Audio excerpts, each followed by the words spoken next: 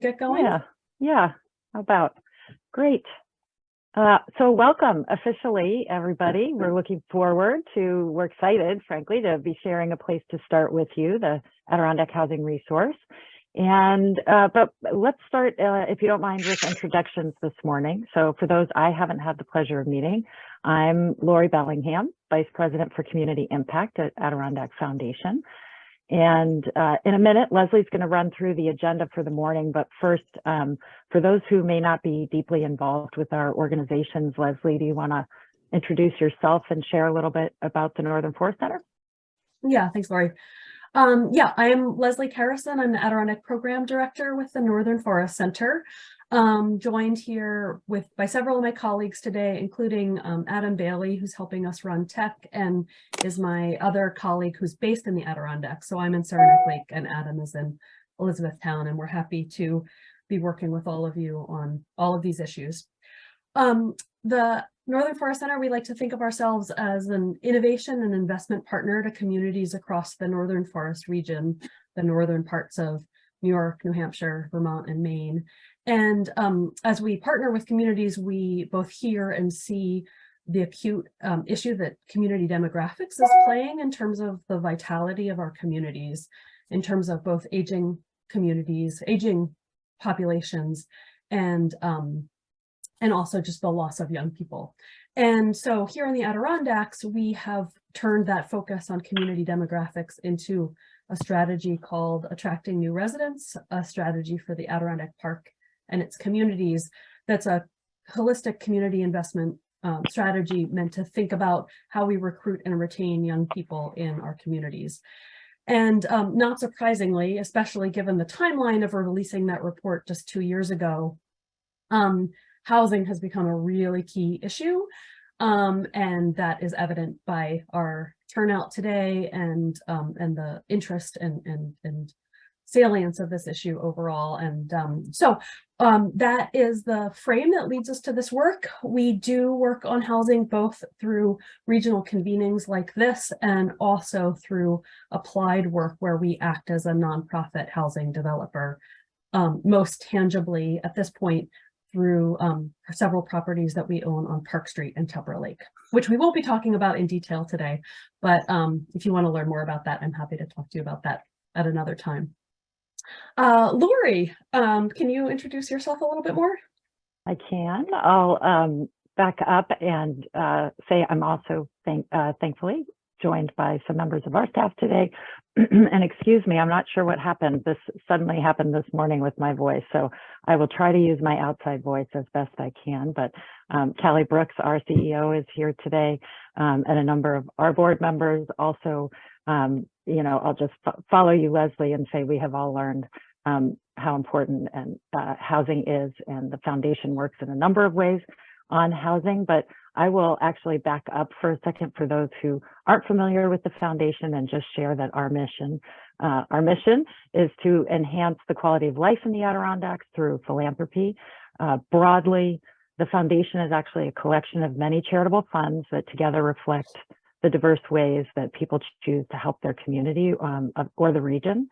Since our founding in 1997, the foundation has invested more than $72 million in grants to nonprofits and other community institutions that help our region thrive. We're also actually more than grant makers. So through research, leadership, advocacy, local impact investments, and strategic grant making, the foundation plays a key role in identifying and addressing community challenges, such as lack of childcare, housing shortages, barriers to college, limited access to vocational training, and threats to economic vitality. And unfortunately, the list sometimes goes on and on. Our mission, though, compels us to look broadly at the vitality of the region and our unique position at the nexus of hundreds of nonprofits, community leaders like all of you on this call, and donors wanting to make high impact grants. It allows the foundation to bring together expertise to drive collaborations, to encourage charitable giving, to advocate for and utilize systems level view to meet the challenges of our region. Therefore, and housing is clearly one of those that takes this systemic lens to pull back, take a look at, and figure out what the tools are that are available to help address it. So we're regional problem solvers, we hope. And by focusing our resource and enlisting powerful partners, so like the Northern Forest Center, we're all trying to help make progress toward addressing kind of our region's intractable challenges. And I guess I don't mean intractable in the unmanageable sense. I mean it in the stubborn sense. And housing is certainly a stubborn, sticky problem that we're all here to try to talk about. So I'll hand it back to Leslie to introduce the agenda and start to walk through a place to start. Yeah, thanks, Lori. So now that we've introduced ourselves and you know who we want to obviously take a little bit of time to share a place to start with you. We're going to take about 10 minutes or so to just walk you through the document. We're really thrilled that this is sort of our public release party for this document, and we want to make sure that you take the time to have a look and see what's in it so that you can refer back to it later and share it with other people who might benefit from this information. Then we are thrilled to have a panel of people here today with us who are actually making projects happen, and we want to get into the nuts and bolts about how a diversity of projects are taking place around the region. So Lori will introduce our speakers, and then we'll have time for discussion, which will kick off with Lori and I asking our panelists a few questions, but there will be a chance for for all of you to jump in. So to keep your thoughts in mind and your questions, and be ready with them when we get to that point in our agenda. So I'm gonna share my screen and show the document, and Adam or Lori, if you wouldn't mind chatting out the link to it as well, you can all feel free to either follow along on screen, or you can also just scroll through the document as we talk about it. So in the introductory portions, the couple sections that are the preface, the acknowledgements, and so forth, really, I don't think we say anything that we don't already know. We have a tough problem on our hands when it comes to housing. It's, as Lori said earlier, this is stubborn and perhaps intractable problem.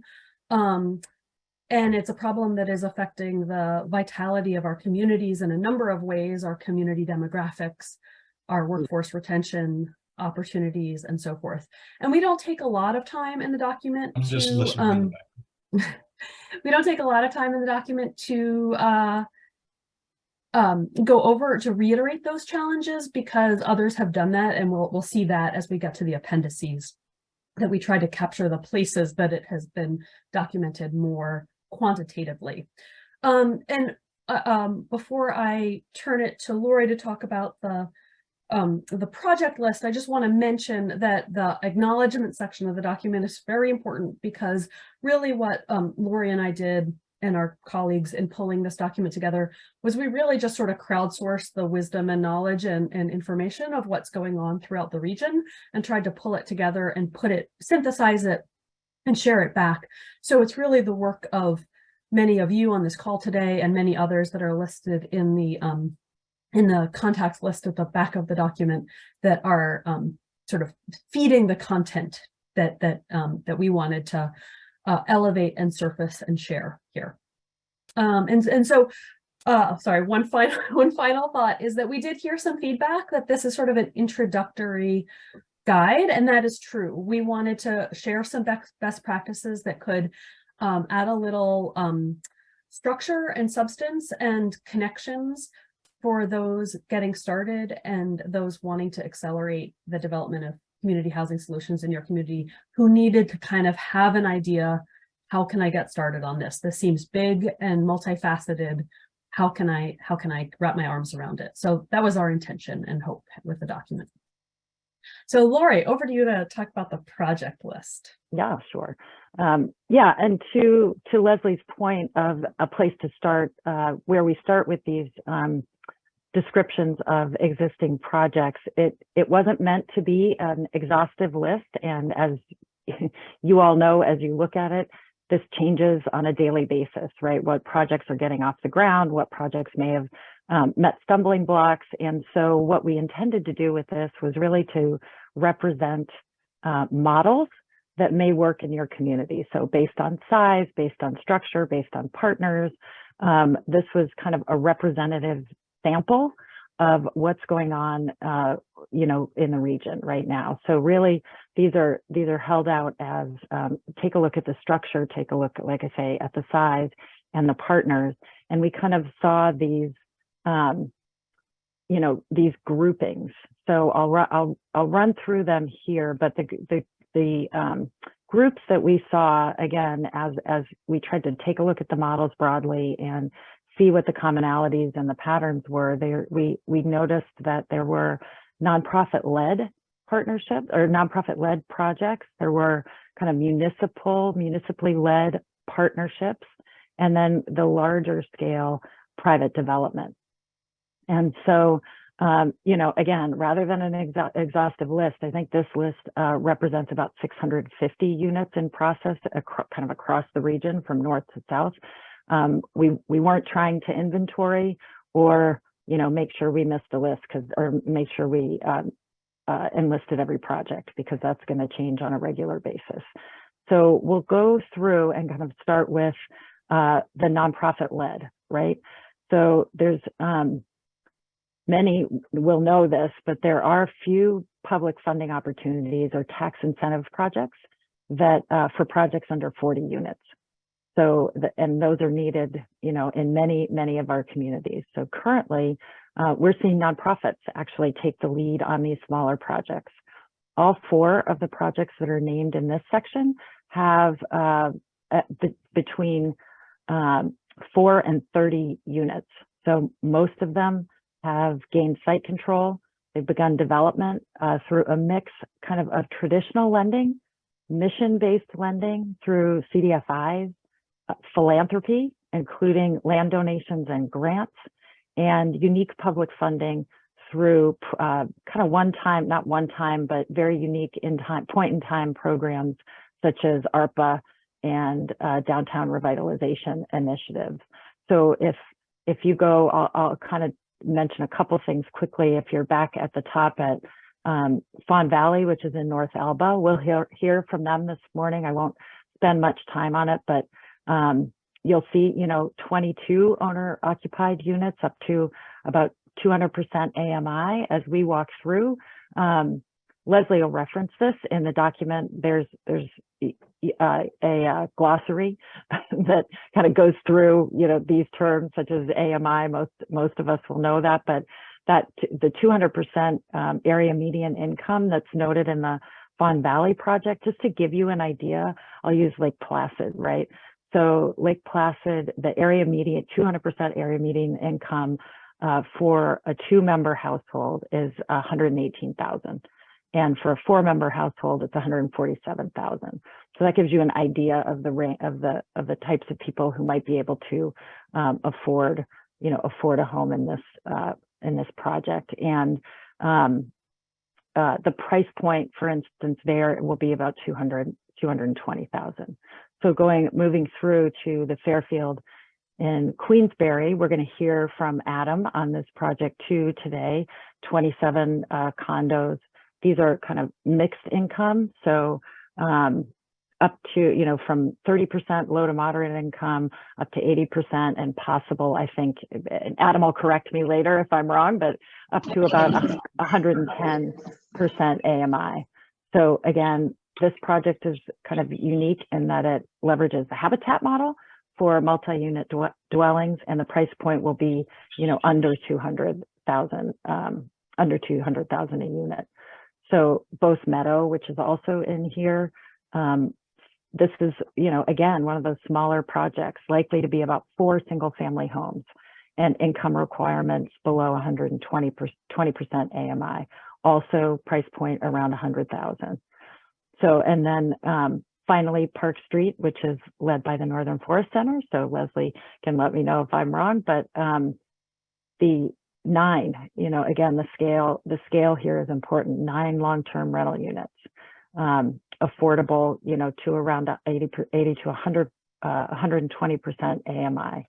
So, just to note here, really important that these are the smaller scale projects, and able to go, maybe a little higher than we're going to see in some of the other groupings of AMI, a little bit more flexibility there. So if you can move on to the municipal partnerships. So I should note, actually, when I say, so we struggled kind of with what to call this, because I should note that most, if not all, attainable housing projects are to some degree in partnership with the municipality. So I don't want to understate that in the other cases, because they're, obvious as all of us and all of you know, critically important to be in partnership with the municipality throughout these projects. But in these cases, the projects often depended on the partnership, right? So broadly, in this section, the projects are often larger than 30 units. So the nonprofit-led tend to be much smaller, down to 4. I imagine we're going to see some down to 2 at some point.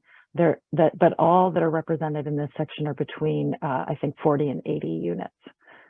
You'll also notice a difference in the description of financing, that there are more public incentives available to projects of this size for the nonprofit, the municipality, or the developer to leverage. That said, you might also notice when you look at the group that the income restrictions tend to be slightly lower, so more units at the 60 to 80% AMI range. And so then, noting as we kind of go quickly through Harrison Place, the focus here really is partnership. The development group in partnership with the nonprofit, citizen advocates, and the county, again, gives them access to tax incentives and other public financing that some of the smaller projects don't have. North Street Residences in Old Forge, we'll hear from this. Dan is here from this project a little bit later. Approximately 55 townhomes. The plan was up to about 80% AMI, and they're still working. They're still working on site control and potential partnership with the town. And then Housing Visions in Plattsburgh, in the Northwoods project in Plattsburgh. This is a large project, and they partnered with Behavioral Health Services North for supportive. So this is maybe, I think, the only one that includes, although the Habitat project as well includes supportive services. And so they deeply worked with and were led by a lot of work with the city of Plattsburgh. So, and again, to end on that one, the scale and the model, the finance model, is able to include a number of different public funding approaches.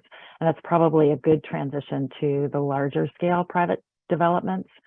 So these projects step up once again in scale. So the ones here represent from 60 to 70 units to over 170. Most don't have philanthropy involved at this point. However, I'll note Mackenzie Overlook in North Elba with Regan Development, that was built on donated land and has significant support from the county. Sorry, not Mackenzie Overlook. The Mackenzie Overlook was built on donated land. But for instance, Ovalwood Dish that's in here, again, we struggled. That could have certainly been in the municipal partnership section. They had significant support from the county at the outset, well, throughout, but in marketing the project and packaging and marketing the project to developers, and then to secure public funding. So as with, a number of the other categories, I should note that all of them, when you look across it, have a mix of new development and renovated or remediated existing properties. I think that's true of all of these categories. So the models kind of work in, with either. And with this scale, so when you start with the smaller scale, they have a broader range of area median income or affordability. And then, that middle range has kind of a lower level of, it dips into the lower levels of income range. And then when you get into these larger projects, they're able to build for, again, a broader range of AMI levels from 60 up to, I think, about 130, which was the case with the lots in Saranac Lake. So, you know, as we mentioned at the outset, I'll just keep saying again that the groups are representative of existing development models in the region, and that, you know, the hope is that the information gives you an idea of how projects are put together. And then Leslie will go through the additional information that's here and kind of the context if you want to reach out and talk about how these projects came together and how they might make sense in your community. So I'll leave the summary of projects and hand it back to Leslie to talk about tools and kind of what else is in the document. Yeah, and I think I'll be quite quick with this. We want to make sure that we have plenty of time for our panelists and question and answers for that portion of our agenda today. But I'll briefly just touch on the tool section and the appendices. The tool section is broken into two sections. The first are those tools that we see gaining traction, where we were able to point to local examples and able to point to local resources of one kind or another. So land banks are a tool that are gaining traction both through work through the nonprofit sector, in part through ADK Action's work in this on this point, and also increasingly through the work that counties are taking on in Franklin, Essex, and Clinton County, amongst others, and the work of the Greater Mohawk Valley Land Bank. And so as you can see, we sort of call out both progress and resources and a brief description of each of the tools. So I'd point you to that to dive deeper. Clearly, the notion of registering and regulating short-term rentals is a salient issue, and this is just the very tip of the iceberg of what we could have said on this topic, but we didn't want to leave it unsaid. There are some resources available where you can go deeper into this topic. And of course, as I'll show at the end, you can connect with other people who are grappling with this topic through the contacts list at the end. Next, the notion of incentivizing homeowners to maintain existing housing stock for year-round housing. And we call out here the work that LivingADK is doing in this space, as well as an affinity group meeting about it if you want to watch a recording that sort of outlines that topic. We have a community land trust in the region through the Adirondack Community Housing Trust, and that is a model that can be important to maintaining perpetual affordability. So we wanted to highlight that. Cooperative housing models can be an interesting approach, and ANCA is leading some work in that space. So you can access a bunch of resources there. And I know that they would remind me, and I saw Danny earlier, that the Cooperative Development Institute is an important partner to them in that work. Lori hinted at the way that pre-development work is an important piece of helping to attract private developers, and this speaks to the ways in which municipalities partner with communities. So we wanted to shine a particular light on that notion that sometimes that pre-development work, sometimes municipalities have a special role to play in the pre-development work that can then bring a private developer through the door. So there through Adam's leadership, we hosted a great affinity group on that topic, and I would really encourage anybody who's interested in that to watch it. I thought it was really a wonderful discussion about the ways that municipalities and private developers can partner. Similarly, private municipalities can sometimes gain site control themselves and then think about partnering with private developers in just a slightly different way. At the end, we'll be chatting out a link to an upcoming affinity group that's going to focus particularly on this. And we have a few examples called out in the document. Lori acknowledged the notion that that part of what we want to do is preserve our existing building stock rather than exclusively thinking in terms of new construction.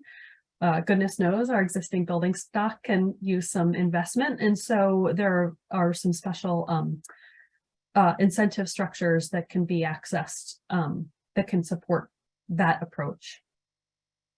And then this additional approaches section, which I'm not going to read, is really a list of kind of the wish list of tools that are not quite as mature at this time, at least in terms of sort of the experiences that Lori and I have seen so far. We haven't seen a lot of really extensive work into this. Some, not none, but anyway, we didn't elevate these things into the more detailed list, but we wanted to keep sort of a little bit of a laundry list of the other things to try, other things to explore, and other spaces for us to grow into as a region and as communities tackling these issues.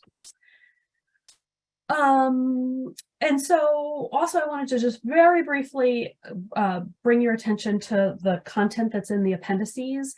We, in sharing the document out initially, one of the improvements that was requested was a glossary to define those terms that may be unfamiliar to people that are newer to this space. And we found that it was impossible to separate acronyms, a glossary, agencies, and funding sources. They're all completely intertwined, and it didn't make any sense to deal with them differently. So you'll find all of those in this first appendix. And they're all, yeah, just kind of jumbled together. The second appendix, Appendix B, is I referred to earlier, is our attempt to compile, to list out those data compilations that other people have done. They'll put a more quantitative spin on defining the housing challenges that both our region and our individual communities are facing. And then also those municipal task forces that are really digging in, that have been, what's the word I'm looking for? Officially sanctioned by their communities to sort of dig in and address these issues within each municipality. So those are listed here. You can see that there's a contacts column, and anywhere you see somebody's name in this document, hopefully they then show up in Appendix D at the end. However, first, Appendix C, we just wanted to give a nod to the fact that there are a number of housing authorities and agencies that are doing, that are working mostly with public funding, and have been for in many cases decades, to deliver primarily low and moderate income support and services, and in some cases housing units. So we tried to compile those as well.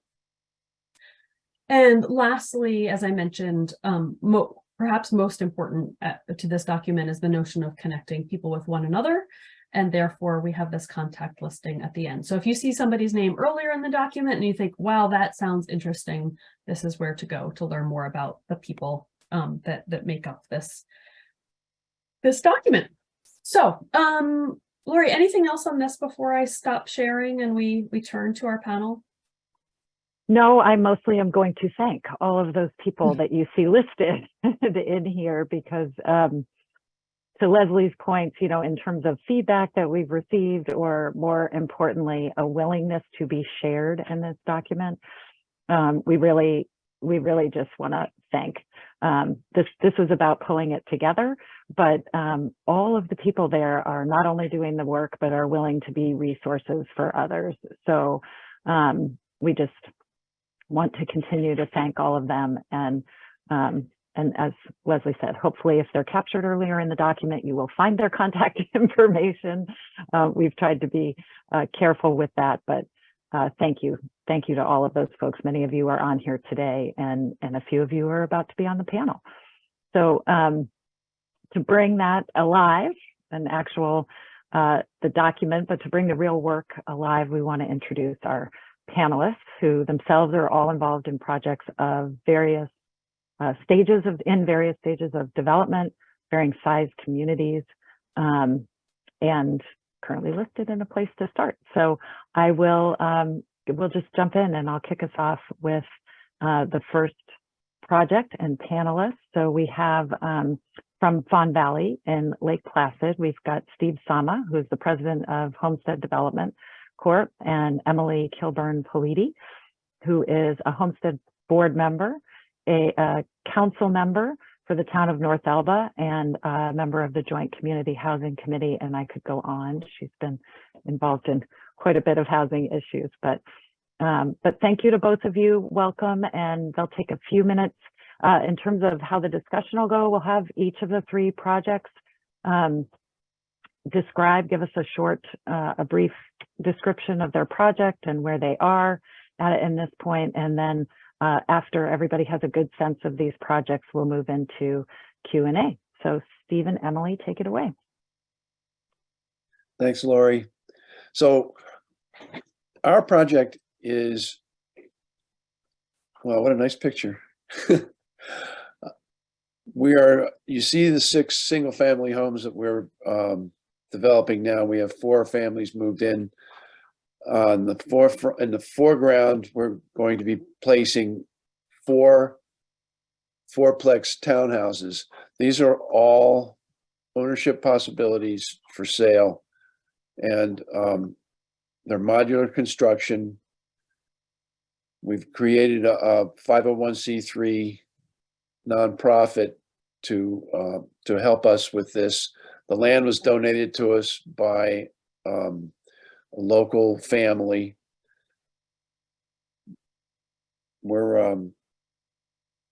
We've created deed restrictions to help mitigate the problem of flipping the houses, and there are no rentals allowed.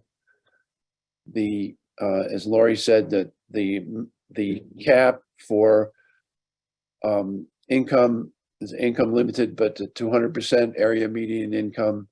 So a family of 4 can making 147,000 can afford to buy one of these houses or townhouses.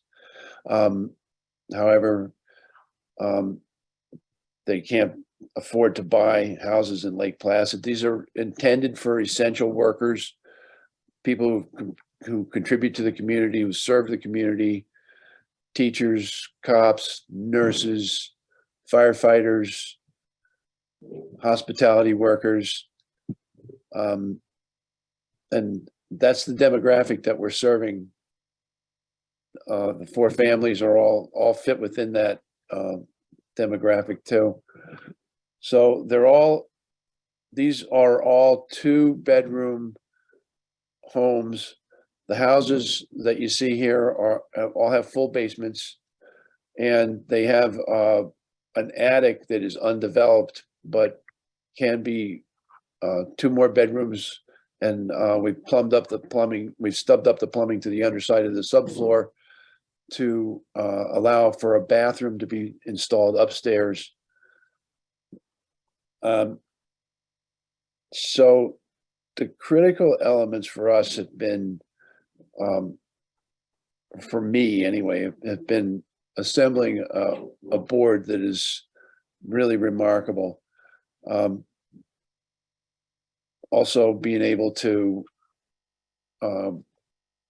get the community to buy into what we're trying to do here. And then buy-in has been just really nothing short of fabulous. We've received donations, grants, private lenders from the community.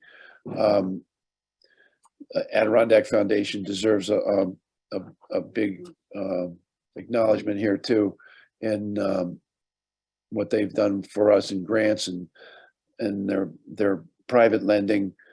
The Camoin report was partially funded by Adirondack Foundation too. It was a Lake Placid, Village of Lake Placid, North Elba initiative to determine the problem, to actually to lend statistics to the problem that we have here. And it really has been a catalyst, at least for me, to be able to talk to people and explain to them how this is affecting the community and how the community is deteriorated and engender them to help us to try to make a dent in it. So Emily, do you want to take this from here? Sure. Thanks, Steve. And I also love that photo. It brings me a lot of joy to see that, especially the location for the new townhomes. I always try to cover what maybe Steve didn't touch upon, or when I always think of it as what makes our project so unique. And the biggest thing to me is that we can go to 200% of AMI, which is pretty special for a housing project. And I know this is a place to start, so it's the very beginning of housing projects for most people, but as you dive into it, you'll find out that you can be really income restricted in who you're serving. And so it started with a phone call. Steve and I were brainstorming ideas of how to make this project work. And I said, Steve, these homes, the price point there's a missing middle, and we need to be able to help people who we consider essential workers and who are being left out of the housing market. And so he said, okay, well, what do you think the appropriate AMI is? And we just thought, we threw out 200 as a number. We looked at, what we thought teachers made, and if there was two wage earners, and that we thought that was a good number. And so we pitched it to the IRS, who turned around and said, well, if you go to 200% of AMI, that's not affordable housing, for a nonprofit, for a tax exempt status, it has to be at 80% or below. But they said, what about, in our application, I should say, Steve talked about community deterioration and what was happening with our school system and with our volunteers. And they said, if you come back to us and you can prove community deterioration, we'll give you your tax exempt status based on that determination. And so we took the Camoin Housing Needs Assessment, which was done in sponsorship with the town North Elba, the village, and partially by the foundation as well. And we used evidence from that report that talked about declining school enrollment and declining volunteers and just the dire situation of housing in North Elba, and submitted that to the IRS, and they awarded us the tax exempt status based on combating community deterioration. And so to me, that was a major milestone for our organization, and it enabled us to then accept private donations and apply for certain funding streams that we wouldn't have been eligible for. So that was key to making the project work. And one thing that Steve didn't touch on that I think is really key to our project in the funding is we have a significant amount of money from occupancy tax. And so I always like to mention that as other communities are moving forward and thinking about where their funding stream can come from. In Essex County, there's a 5% occupancy tax, 3% goes to marketing, 2% goes to another fund that's used for community resources. And so that is the funding source that Homestead has tapped. And I think we're almost at $500,000, right, Steve, in funding from that money. So that is key to our project as well. So I always touch upon the 200% in the exemption status and occupancy tax. Am I missing anything else that makes? Oh, and my other thing that makes it special is you can't do it without Steve Sama. So I always thank Steve for his work. And if you can figure out how to clone Steve, you'll be in good shape. Very kind. Great. Great. And I should note, Jeanette, I don't want to, I didn't mean to message your name back to you, but we're keeping track of questions. So because we'll have everybody kind of introduce, and then we'll kick off questions. And I was typing your name in to keep track of it. So we'll come back to that in a minute. But Steve, are you set for now? Yes, thank you. Steve and Emily, great. So good. We'll move on to the Fairfield project in Queensbury, and Adam Feldman, who's the executive director for the Glens Falls Area Habitat for Humanity. Yeah, Lori and Leslie, thanks for hosting, and Steve and Emily, great little presentation. I'm always impressed by your work. Keep it up. So I'll spend about a minute on myself, and then about 4 minutes on sort of how we got to this project. So my background is actually financing. I worked at Lehman Brothers in the city before the evil empire disappeared. And now I'm using my skill set to sort of pay it forward through the lens of sort of community. And I'm a big believer in home ownership for multiple reasons. And that's sort of what attracted me to Habitat. I really believe it's a great pathway to middle class in our community. It's basically education, luck, and housing. Those are kind of the three things that I talk about. And so Habitat tends to be, the Habitat families that we support tend to be the lucky ones, because we cover two of those things and truly make generational change. One of the disadvantages of Habitat is that we traditionally build single family homes, and it's just really, really hard to scale. We do scattered site. We've done maybe 40 or so around the community. We're doing about 2 or 3 a year. And so literally for the past 4 years, all I've been thinking about is how do I scale home ownership. And so I sort of am uniquely positioned to sort of think about this kind of stuff, because that's literally all I've thought about for the past 4 years. And it led me to this project here, which is a condo strategy in Queensbury. You can go to the next slide, Adam. So, you know, our mission, as it says there, is to leverage the economics of condos to provide affordable home ownership. So, you know, if the big time developers can do it, there's no reason that we can't do it to support the community. So I always say that our profits go back to build more houses rather than to buy fancy cars. It truly is a great economic model. It tends not to be used in the nonprofit world. Even when I bring it up, people get scared. They're like, condos, oh my God, that's for rich people. But all of those same rules apply for everybody. And so, you know, I sort of figured out how they work, and I'm going to be applying them to families making, and you know, around 80% AMI. You know, the biggest impact to sort of push this over the finish line was this $200,000 per unit for high density projects. Habitat's been advocating for that type of funding for about 3 years, and the state has finally realized that they need to incentivize that middle bracket we're talking about, both from size and AMI. So that 5 to 40 units. You saw most of those big time developers doing LIHTC. They tended to be 60 plus units. The economics just do not work. Well, they can work, they just don't.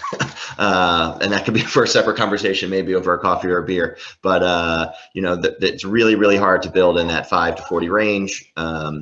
Most builders are quoting $300 per square foot. So at 1,500 square foot house, which is pretty reasonable, you know, you're looking at $450,000.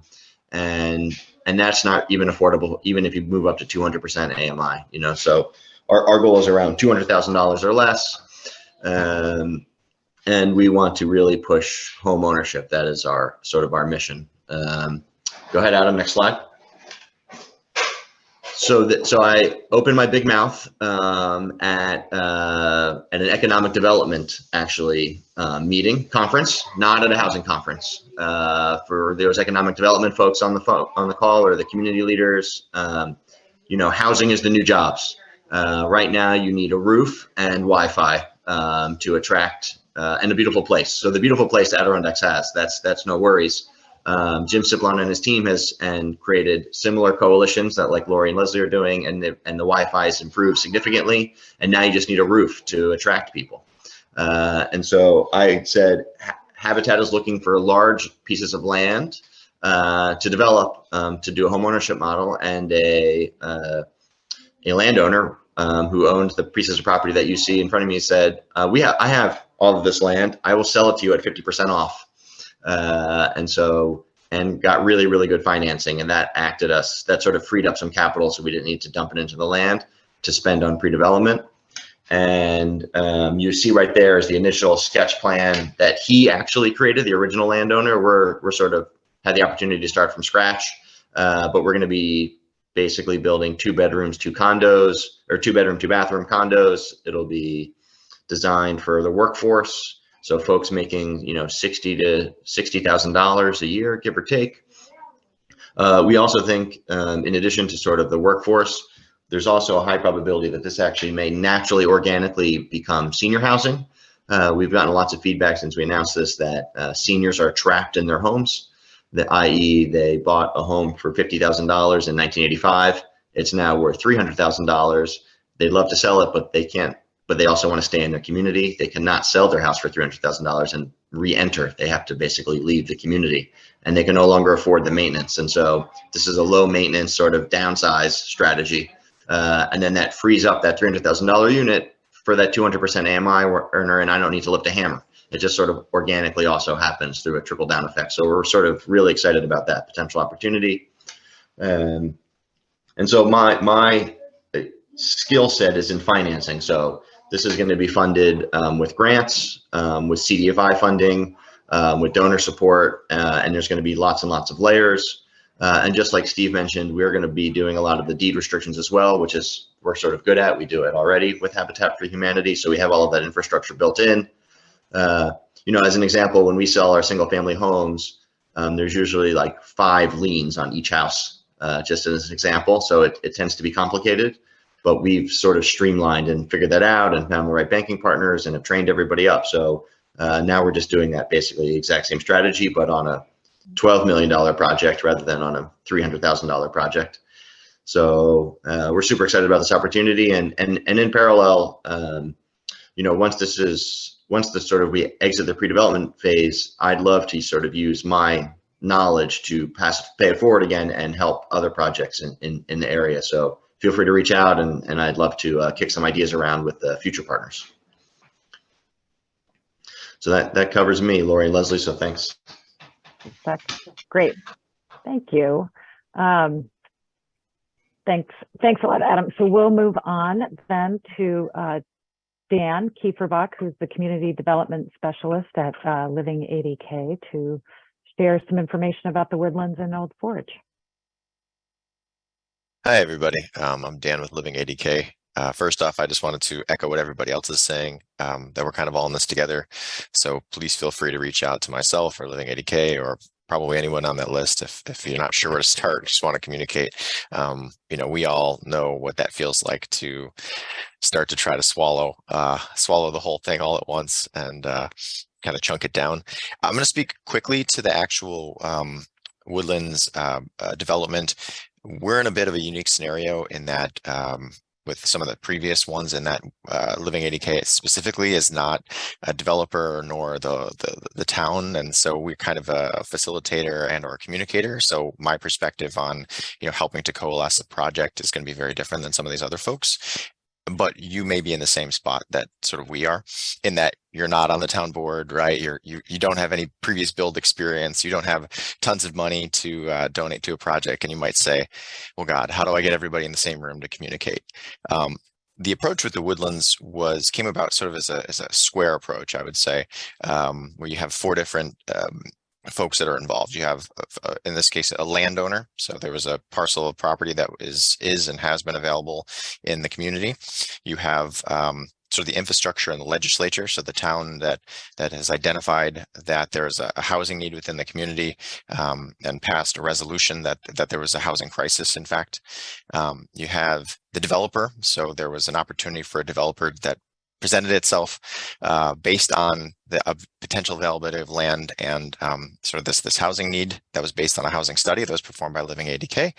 That was a partner, and then you sort of have the people, right, in your community are also your partnership and a really important part of that partnership. So, you know, we sort of approached it by trying to get together all 4 of those together all at once.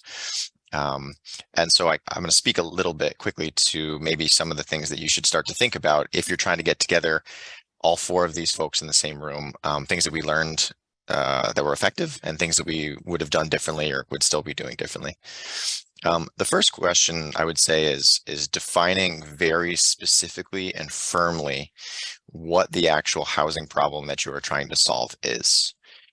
In getting these 4 groups into the same room, one of the things that kept coming up is the idea that there's a difference between a long-term rental, a seasonal sort of entry-level position, an owner-occupied freestanding single-family home versus a senior, a downsized unit, an apartment style, a condo style, right? So defining very specifically what problem you're trying to solve, I think, is a really important first step when you're trying to facilitate conversation between these 4 groups and get them together.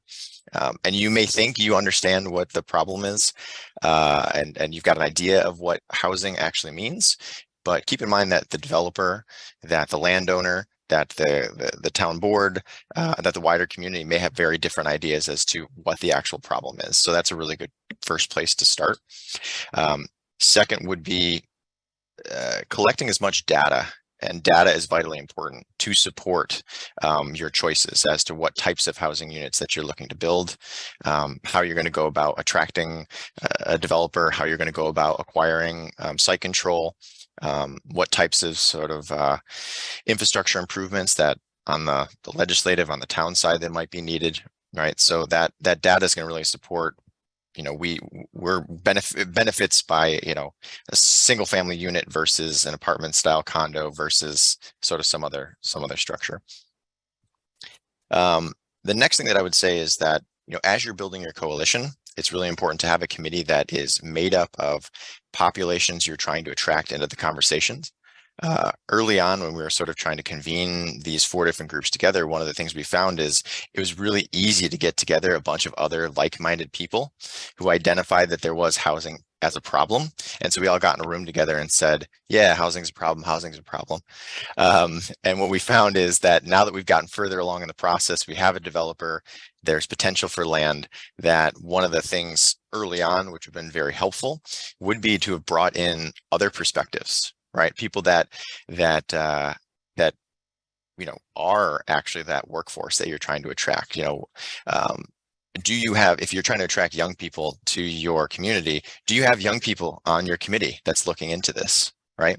If you're trying to build housing for seniors that's downsizing, do you have seniors that are going to talk to you about, you know, what their needs are and why they want to downsize and what would be attractive to them and what would not be attractive to them? So one of those stumbling blocks, I think, when building your coalition is, you know, make sure you're not telling people what you're going to be doing and developing. Make sure that they're a part of that conversation.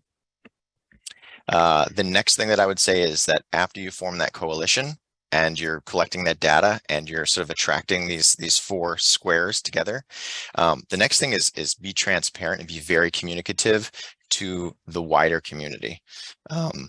You know, it's, even if you're not sure what you're doing, even if it's just exploratory, even if you are kind of fumbling your way through it, that's okay. The broader your coalition is, you know, even if you tell people, this is what we're working on, we've only moved the needle this much, it goes a long way in showing that there's actually research being done and somebody's working on a problem.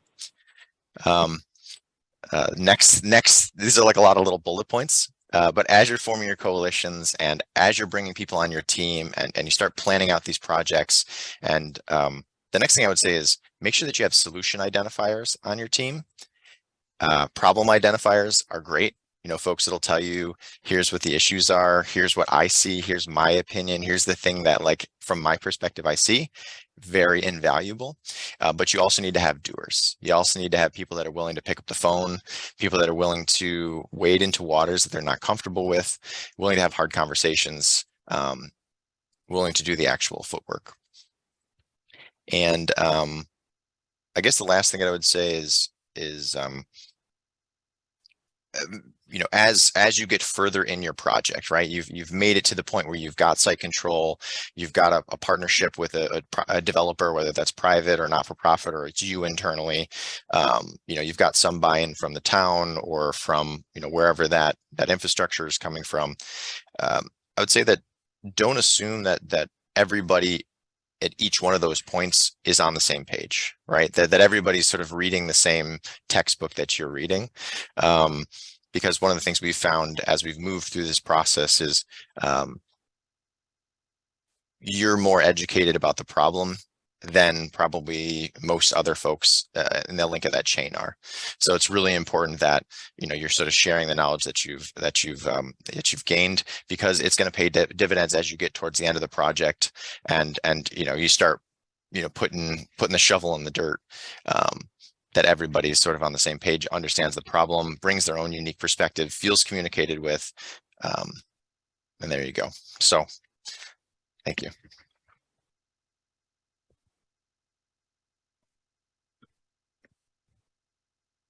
Great. Thank you so much, Dan. I think that what we want to do now is bring all of our panelists sort of back on to a spotlight, and we want to ask a couple of questions that Lori and I have sort of queued up, but also in a moment transition to inviting audience questions. And so those of you that have been watching and wondering either specifics about individual projects or more generally about sort of the larger issues that have been brought up in this conversation, think about what you'd like to ask and offer. So our first question, which I guess is especially relevant to Emily, Steve, and Adam, is just what was the tipping point for you all? And Dan, of course, you can speak to this in your experience if you like. What was the tipping point for you in terms of what really brought you over the line of saying like, yeah, there's a project here and we're gonna make it go. And I realize that there may not be one moment in time, that may be a multi-step thing, but I guess I'll ask Steve and Emily to start for the two of you. How would you answer that? What was there a key moment?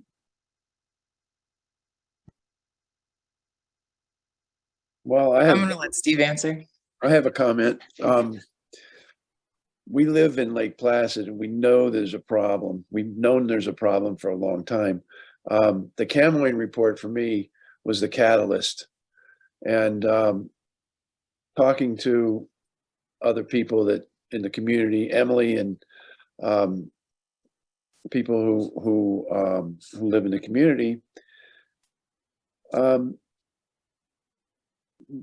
problem's been identified.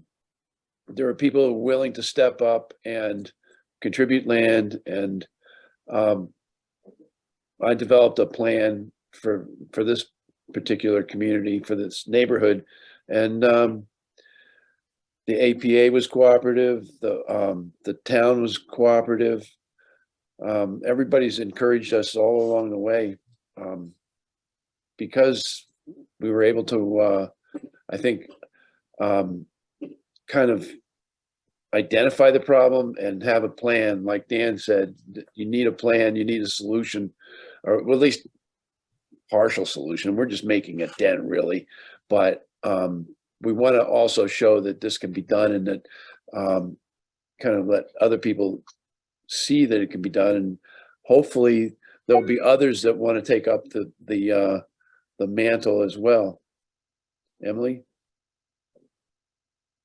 It's hard for me to identify a tipping point just because I've always been, since for 20 years now, it feels like I've been involved in housing.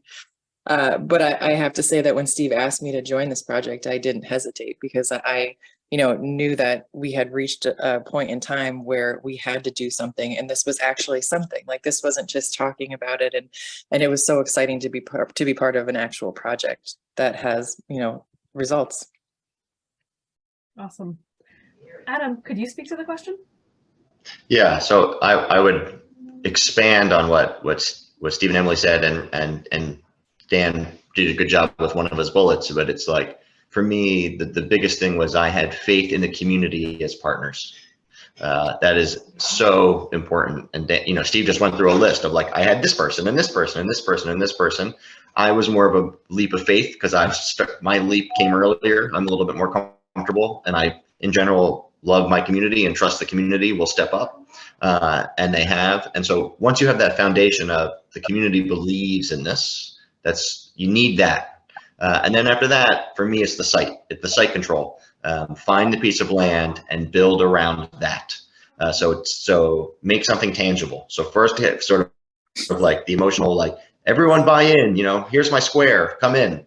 Let's get the 4 pieces. And then after that, pick the land and then make it tangible and make it real. And that naturally motivates people to get excited. Anything you'd like to add, Dan?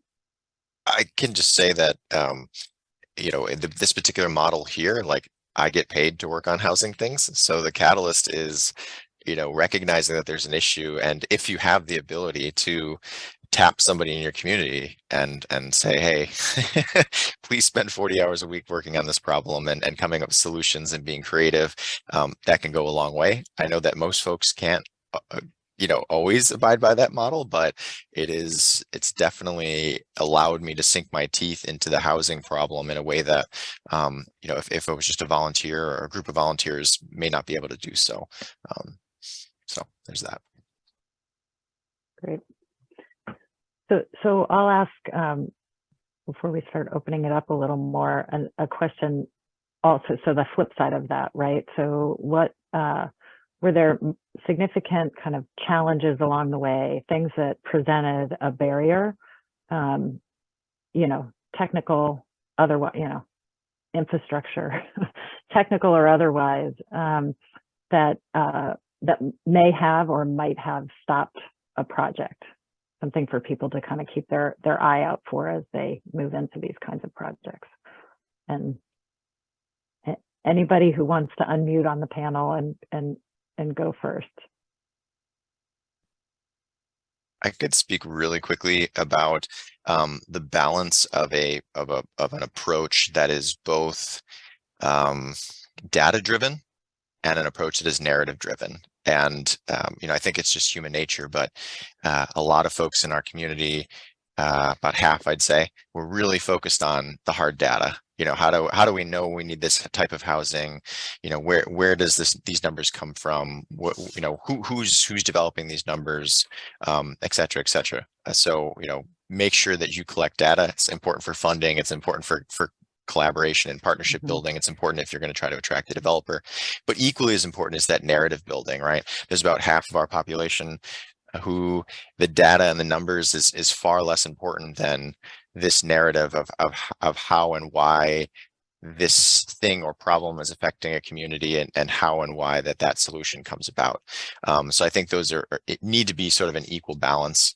And I know that was something that we learned and are learning as we go along, that you kind of have to make sure that both types of people and personality types are satiated, right? Great. Thanks. Adam? Yeah, I can go into the sort of the different chunks of where the big inflection points are, where there's, that's where the risk lies. One is site control. And so that's just, do I own it? Do I have access to it? Does it have infrastructure? Am I going to have the planning and zoning support? Am I going to have NIMBYism? So like all of the thoughts just around the site. And then the other thing is financing. And so the other, pre-development financing and then construction financing, like two separate buckets. And so you need to put a lot of thought into the financing. And if the economics don't work, no one cares how awesome your project is. If there's not enough money to pay for it, then nobody cares. You need, unfortunately, it's just part of the solution. And then to Dan's point, a lot of that market data is driven by resale value or rental value, which also drives economics. So you need that data, you need that understanding of the market. So those are like big giant things that on every project you really need to be hypersensitive to. And then within each of those categories, there's 100 line items of detail that go below them, but those are like big kind of chunks to really start thinking about. Great. Steve and Emily? Well, for us, we figured out a plan, and it was kind of like, if you build it, they will come. And we've been able to surround ourselves with everybody that we needed to make the project go. I mean, we know how to do this, and I've been in construction all my life, so it's been, it's fun for me, and I really like doing it. But to Adam's point, all of those things are really important. I mean, we had to build an infrastructure where there wasn't one. We replaced 320 feet of municipal sewer line that ran through our property. We had to bring the water main in. We had to bring the electrical, the electric, primary electric to the site, 3 vaults. A lot of really kind of nitty gritty stuff that you don't even see, you don't even think about when you look at a neighborhood that just really costs a lot of money. And fortunately for us, we've had the support of the community, and to Emily's point, the local enhancement and advancement fund, $500,000 is paid for the infrastructure. And I mean, without them, we would have done something else, but I don't really know what. I think Steve always jokes, like at every turn, he was like, well, if we don't get our 501c3 status, we'll still do it. Like, you have to also be like an eternal optimist and just keep going. I mean, you're always going to hit those roadblocks. And I just wanted to add to Dan's point about it's data and it's also a narrative. I think Steve and myself and our our nonprofit board did a lot of talking. Like, we handled a lot of phone calls. Just really, we've taken the time to make sure that everyone was very educated on this project. And if anyone has a question about Homestead, they know they can call me, they can call Steve, they can call any of our board members. We're very accessible. And we have dealt with people who said, we're not happy about this because I don't want to have 22 neighbors. And you just listen and you do your best to mitigate their concerns. And you're always going to have that. It's just being able to be a good listener and to make people feel heard. And we think we are good neighbors. We think we've done a good job of helping address what everyone was concerned about. Thanks, everybody.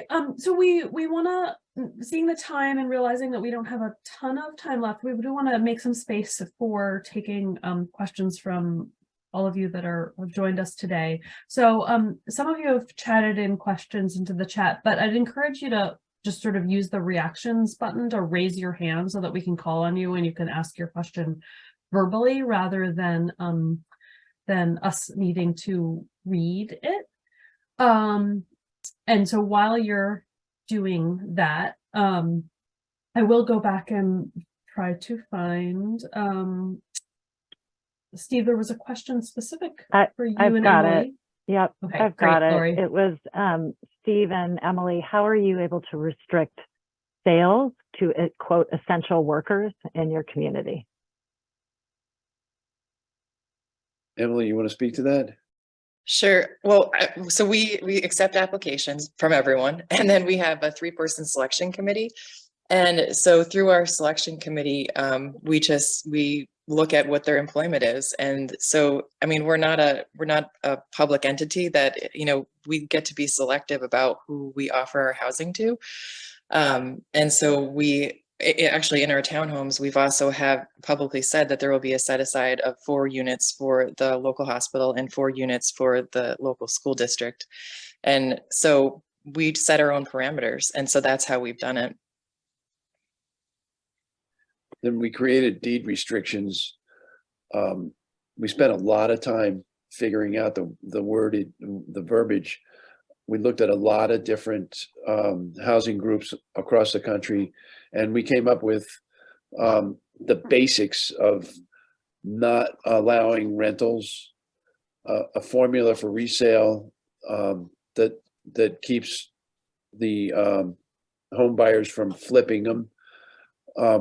We're written into the deed that we have to approve the sale and who it gets sold to. They have to pass our application vetting process, and to Emily's point too, we can do that because we're not on the MLS. We can discriminate as really to the point where we will be the agency going forward that enforces these deed restrictions, and it's written into the deed. So whenever there's a potential sale, what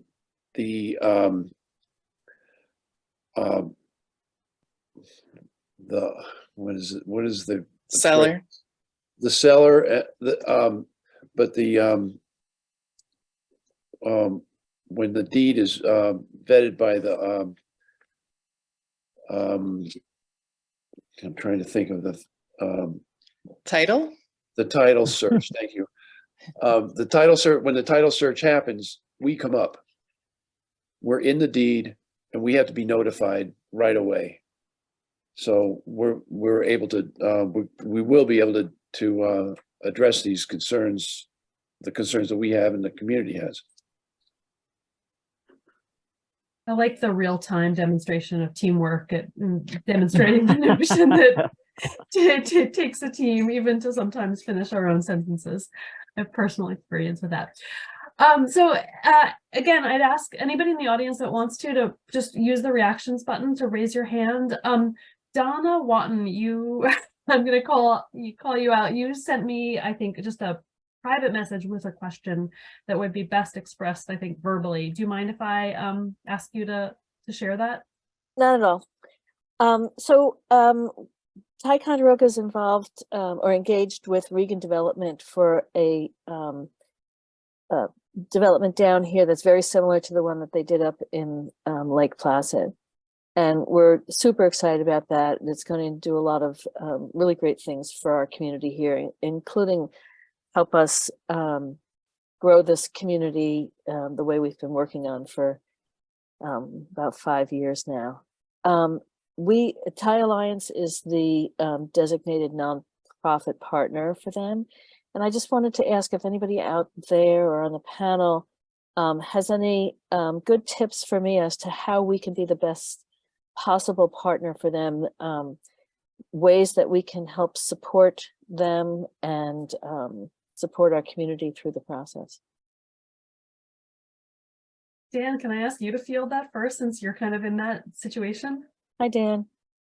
Hey, I guess, you know, the biggest thing, and I think the word communication has come up, is that, you know, you all are potentially sort of the trusted source, right? You know, these are your friends and your neighbors. These are the people that you see when you go to your grocery store.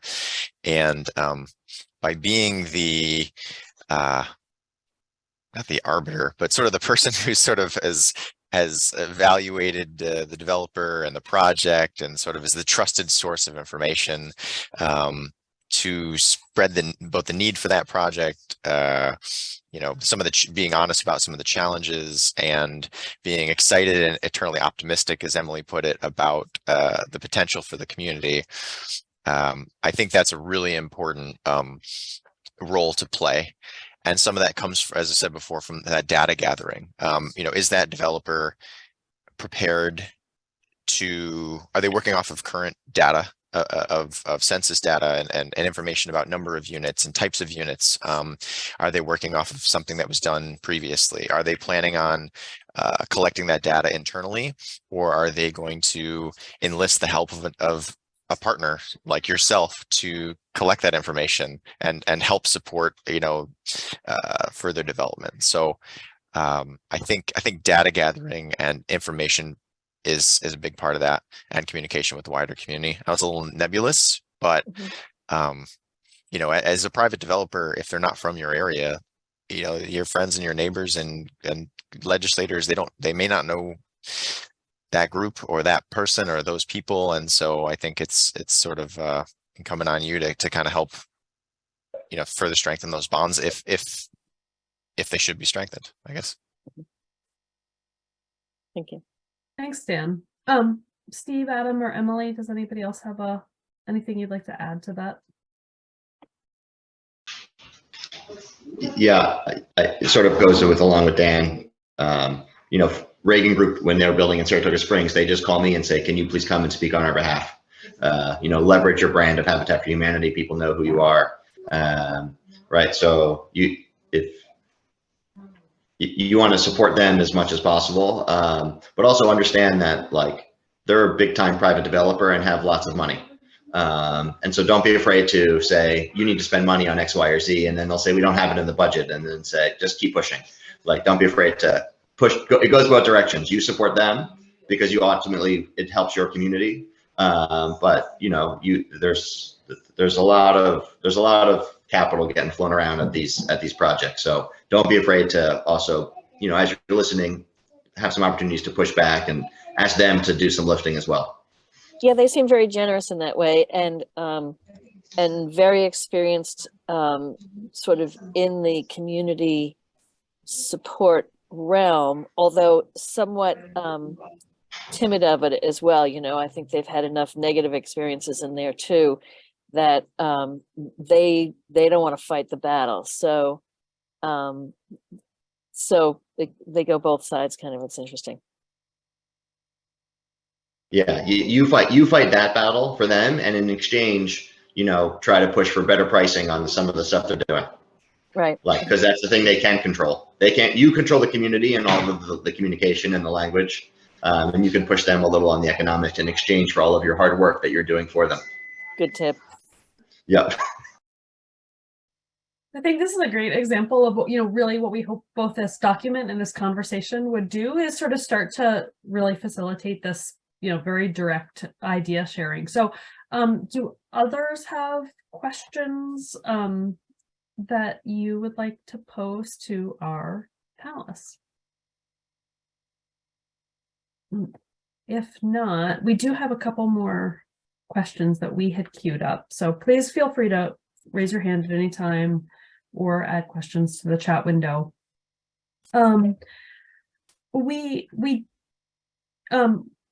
NIMBYism is a topic that's come up a couple times here, and I don't know how much more we need to say about it right now, but I wondered, Emily, you referenced sort of the kind of the neighbor impacts and the sort of mitigating the impacts to neighbors.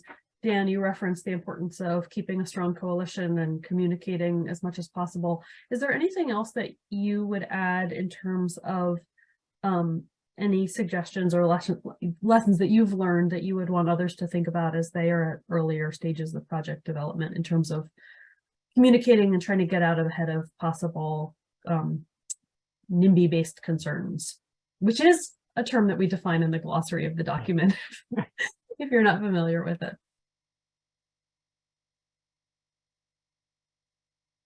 I would just add, again, kind of something broad. As you're talking about a project, and if you've identified a project, wherever you are in that chain, right, that when you're communicating, focusing really about on the benefits or the speaking about the project as a specific entity. I think one of the challenges that we've seen is that when you start to talk about conceptually the idea of building housing and who's paying for housing and should you be building housing and who, these types of things, you start getting into more nebulous sort of theoretical ideology kind of slips in there, personal preferences is sort of those types of things when you're kind of talking broadly about the concept of building housing in general. But I think that focusing very specifically on this parcel of land, this project, what does this mean for our community, and not putting into a broader sort of philosophical context, I think might help with that coalition building risk when people are talking about that thing and maybe not who makes them a person or what they feel about the way their world should operate, right? Yeah, and you can feel comfortable even go narrower, like Steve was saying. We're going to build for the workforce. We're going to build for your fire department. We're going to build for your teachers. We're going to build for your neighbor. And we a lot of times use the language of we're selling our habitat homes for $200,000. What did you buy your first home for? And they're like 150. And I'm like, so I'm buying. That market doesn't exist for you, but it did for you for 25 years ago. I'm building for you. I am literally building for you, your younger version of you. And then they're like, oh, that's what's happening here. And I've seen lots of light bulbs go off when I frame it as I am building for the 30-year-old version of you or the struggling version of you, or, again, go as granular as you need. Leave, don't talk big pictures, like Daniel said, this project, this human, this time. It really helps. Emily and Steve, anything you'd like to add? Both Dan and Adam have touched upon it. It's just that you need to have those individualized conversations. Don't be surprised that you get phone calls, at any time of the day and on weekends from people who said, well, someone gave me your number because you're involved in this project. And you just say, yeah, what do you want to know about it? And just remain optimistic and be a good listener. Great. Yeah. Oh, sorry. Go ahead, Emily. Oh, I'm done. Okay. Yeah, communicating early, not being afraid, because I think that's some of it, right? Hesitating. The worry of beginning those conversations feels like it's a limiting factor sometimes. And so not being afraid to communicate early, often, in a detailed way that makes it personal, right, to people so they can really start to understand. Can I just move us for a minute to kind of pre-development?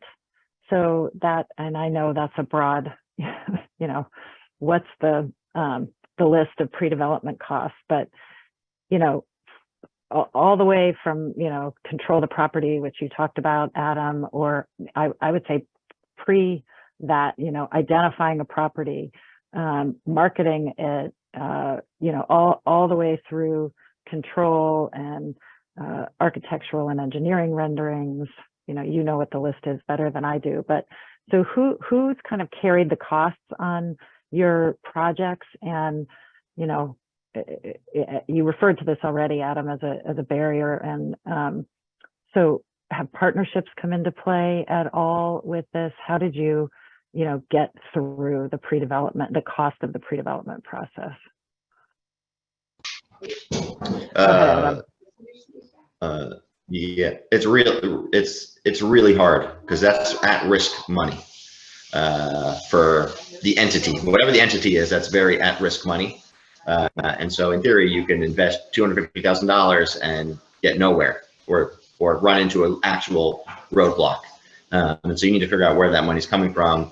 We're lucky that Warren County is very understanding of the challenge of need for housing. And so they allocated $250,000 of ARPA funds to us. So that's going to help a ton. And then for the land purchase, we were able to negotiate seller financing.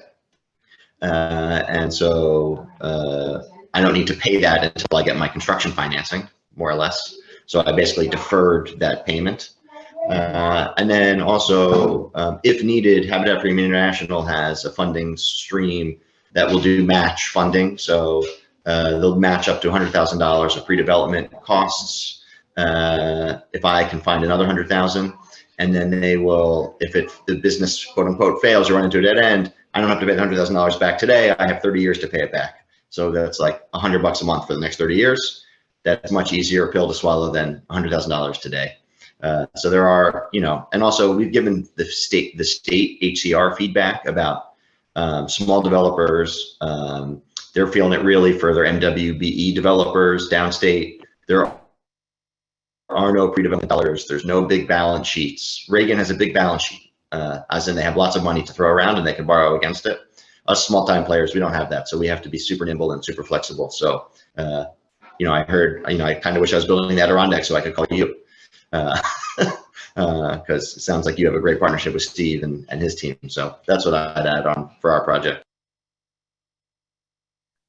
Well, for us, it was we came up with a plan, and we live in the community, and between our board and all of the people we know, we received donations, private loans at a very low rate from individuals, so we were able to develop the engineering and the initial stumping and grubbing of the site and to push that first part of the infrastructure. Then we were able to get financing from a local bank. Champlain Bank bought into our project. We took it to a couple of banks, and they're really community minded and gave us a line of credit that we ended up not even using it all, but having it as a stabilizing factor in our financing was really big. And then we've been able to take it from there. So we built some houses. We were able to sell them and pay off the line. And we're actually in a position where through donations that we're actually kind of in the black right now. But that initial, like Adam said, that initial kind of like leap of faith in the beginning was pretty essential. But the community of all the people that we know, I mean, it's like granular, like you said, Dan. It's like person to person, and we have people in our community that have faith in us and have really been the basis of our ability to produce this, at least so far anyway. Yeah, great. Go ahead, Dan. Yep.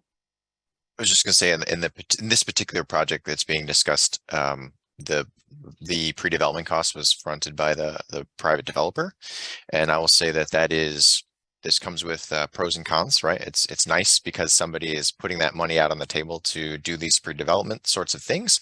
The challenge is that when you have an entity that's theoretically doing a development, is the one sort of putting the money into that development, it takes some of the control to some degree away from the other folks that may have interest in developing that property, and so you give up some of that control, and that's been a bit of a challenge. That if there was a little bit more skin in the game, if you will, and a little bit more money was put up front from not-for-profits like ourselves or from the town itself, yes, you're incurring that cost up front, but you know what you put that cost towards. You've got sort of like it's your baby to some degree, and you know, you can kind of control the direction that it might go a little bit more. So you know, it's nice. There's a little come see, come saw.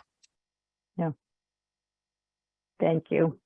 Well, we're bumping up against our time, so we want to make sure we thank everybody. And but I want to just take 1 second to check in with this spirit of optimism that how Emily described Steve. And I think the truth is that we probably, all of us working hard on housing have, even though, you know, we discussed this, many of the challenges and the hard work of this. So given that we have just a couple, 2-3 minutes left to wrap, can you all share just a sentence or a word about, you know, what motivates you to continue doing this work and carrying these projects forward as we close out? And I'll start with Adam.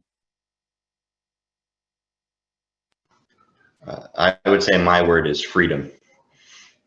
You know, a lot of, you know, when you own your own home and you're not nervous about where you're going to live or if they're going to increase the rent, and you know that you have a community that is committed to you, it frees you. And so that would be that's what motivates me. Thank you. Steve, Emily? I would say gratefulness. When a family closes, so we've had 4 families close in Pond Valley. I mean, they're crying and hugging you, and it's amazing. Empowerment. People feel empowered when they, like Adam said, when they own their own space. Thanks, Steve. Dan, you're last. God, the last word. You got the last word. I guess I'd say excitement about the future. You know, I'm in a unique perspective in that I am just starting my life out in the Adirondacks. And I'm excited for the next 50, 60, 70 years here in this beautiful place full of beautiful people. So that's what keeps me going. Well, thank you all so much. That was a very upbeat and encouraging ending. And we want to thank all of you for making the time to present and share your thoughts with us, Dan, Steve, Adam, and Emily, as well as all of you who've taken the time to attend today. And I would also thank you in advance for please sharing the reference in the document and helping to make the connections, I think, amongst people that will, you know, help us gain momentum and traction on, you know, this sticky issue. So we wanted to close with just a couple sort of next steps, things that you can do. One thing you can do is you can await an email that's going to hit your inboxes that will have a link to the recording if you either missed portion of it, or you know somebody else that did, or you want to share, or just go back and watch for fun all over again. You're welcome to do so. So look for that within the next day or two.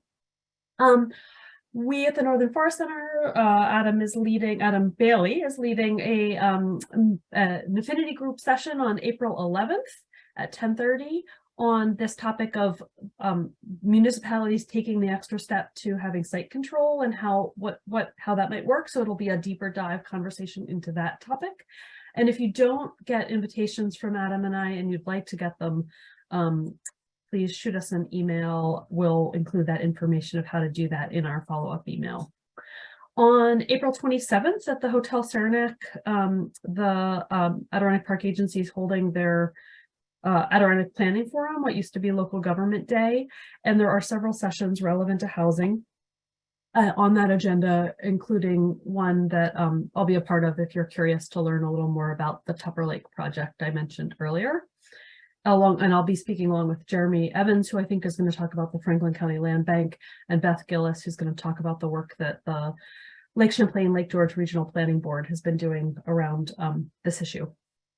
And in addition, tomorrow, March 30th, Lori and her team at Adirondack Foundation are hosting a conversation on highlighting promising approaches to career pathways for youth. Experts there will consider the question of bridging the gap between high youth unemployment and regional workforce needs. So I believe there are chats to all of those sign up opportunities in the chat window at this point. So with that, I think we just want to again thank everybody for your time and for joining us today, and the energy that you're bringing to helping to improve our communities. And we would say thanks and have a great day. Thank you all. Thanks, guys. Bye, everyone.